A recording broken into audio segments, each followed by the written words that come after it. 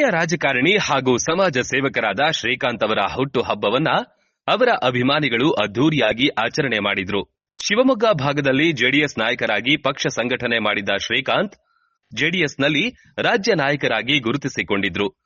ಇತ್ತೀಚೆಗೆ ಜೆಡಿಎಸ್ ಬಿಟ್ಟು ಮುಖ್ಯಮಂತ್ರಿಗಳಾದ ಸಿದ್ದರಾಮಯ್ಯ ಹಾಗೂ ಡಿಕೆ ಶಿವಕುಮಾರ್ ನೇತೃತ್ವದಲ್ಲಿ ಕಾಂಗ್ರೆಸ್ ಪಕ್ಷವನ್ನ ಸೇರ್ಪಡೆಗೊಂಡಿದ್ರು.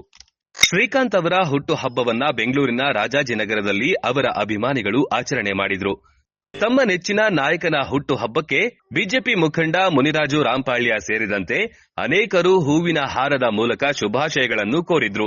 ಇದೇ ಸಂದರ್ಭದಲ್ಲಿ ಕೇತಮಾರನಹಳ್ಳಿ ಮುನಿರಾಜು, ಚಂದ್ರಹಾಸ, ಪ್ರಕಾಶ್, ಗುರು, ಪ್ರವೀಣ್, ಮಹೇಶ್ ಪಿಳ್ಳಹಳ್ಳಿ, ನಾರಾಯಣಸ್ವಾಮಿ, ಹುಸ್ಕೂರು ಮುನಿರಾಜು, ವಡೇರಹಳ್ಳಿ ವಿನೋದ್ ಪ್ರಮುಖರು ಉಪಸ್ಥಿತರಿದ್ದರು.